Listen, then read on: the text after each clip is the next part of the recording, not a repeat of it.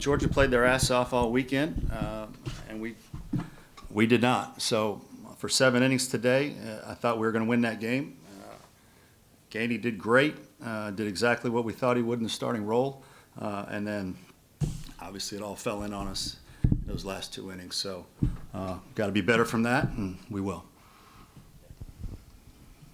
Mark, with the series and Hoover left to go, what did you talk to the team about today? Just about today, or saying the road ahead, we can still pull out of this? A little bit of both. I talked to them about how this game was not meant to pat you on the back. This is a game built on failure that will beat you up, give you a lot of highs and give you a lot of lows, and you need to handle it properly. And this game will make a man out of you if you play it long enough. And this was one of those weekends that we took a lot of gut punches that we got to make sure we grow from and become tougher from. Again, tip my cap to Georgia. It's amazing what they've done. They've turned that program around in very short order thanks to the transfer portal. It's probably the best offense we saw all year, and we've got to pitch better regardless of who we're playing. The decision to go to Connor with 2 outs in the 8th after he struggled yesterday, was that righty-righty, or was there something else at play? Any thought of leaving Becker in there? Yeah, it was a pretty easy decision for us. The results were not what anybody wanted, but the decision was very easy. That pinch hitter, Becker, was in there to face the lefty Goldstein coming up. They pinch hit for him because Jordan hits lefties at a 333 clip, and he hits righties. He hits righties at a 212 clip. So it was very easy to go from the lefty to the righty there, but we didn't make a good pitch, and obviously he hit the ball in the ballpark.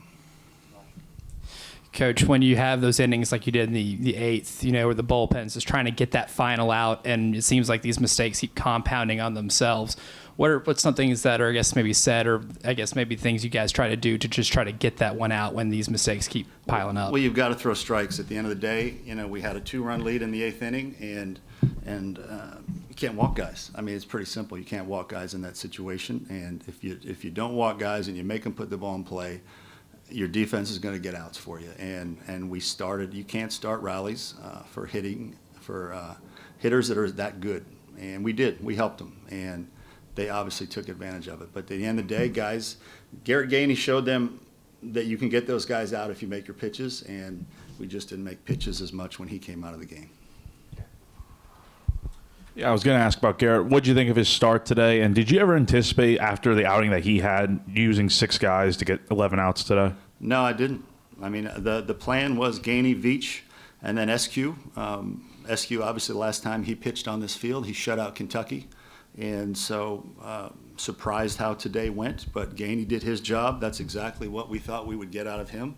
80 pitches was his pitch count because we have to work him up as we get towards regionals so that he'll be a 100-pitch guy for the regionals, but you can't snap your fingers and have that happen overnight. Veach came in and only gave up the 1 earned run, minimized some damage, and I liked where we were at that point. Again, we had a guy coming in the game with a 2-run lead with 2 innings to go that had thrown a shutout against Kentucky, so it just didn't work out. With the Tennessee series coming up, do you have to rethink your pitching plans here over the next few days before you go to Knoxville based on what you saw this weekend and what you've seen the previous couple of weekends? Well, we saw that Gainey now is probably going to be one of our starters, so we'll continue to make adjustments on the fly if we have to. The trick is to try to figure out what you're going to get. We've got a lot of talented guys, but they've given us ups and downs, and the trick is trying to figure out which one you're going to get on any given day. And that's what makes it harder. When you have more consistency, it's easier to lay out how the pieces fit together.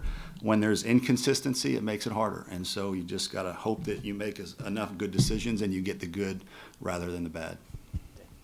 Mark, in the 8th is tied. You guys take the lead on the Petrie knock. He's on second, nobody out. What was the thinking about having to bunt Jackson there with nobody out and potential big inning looming? Yeah, I'm sorry. Ask the question again. What was the question? What was the thinking behind bunting Jackson right there with Petrie on second? Try to get another run. I mean, that's pretty simple. Blake's been getting on base a lot via the bunt. He's a multi-dimensional player. He's a speed guy. I think at least one more of our rallies today was a part of his bunt for hits and creating some chaos there, and that's a big part of his game, which is why he's in between Petrie and Messina. So it was that, again, that was an easy decision, but we just didn't get him in after that. With the pitching in general this weekend, what do you kind of chalk it up to? Is it something where Georgia's just on every pitch y'all are throwing? Is it control issues, walking too many guys? What's kind of your analysis of that? Probably all the above. All the above. We walked too many guys. But again, Gainey showed that you can get it done against them. That's a really good offense, maybe the best we've seen. And I'd have to say, as of right now, it's the best we've seen. I know we have a really good Tennessee club next week, but this is the best we've seen in our ballpark. And we've had Arkansas, and we've had Vanderbilt, and we've had Texas A&M, and we've had a lot of great teams in our ballpark. That was the best offense we saw all year by far, and we just have to rise to the challenge better than we did this weekend.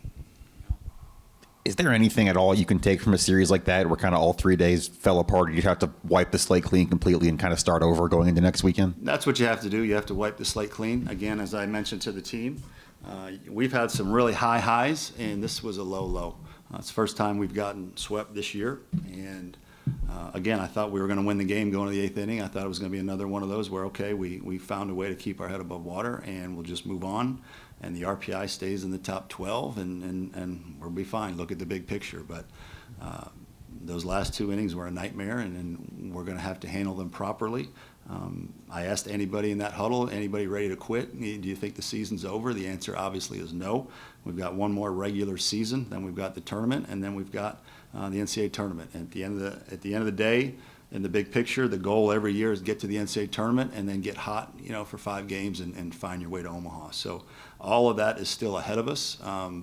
But this is a gut punch this weekend that our guys have to learn how to handle and respond properly to.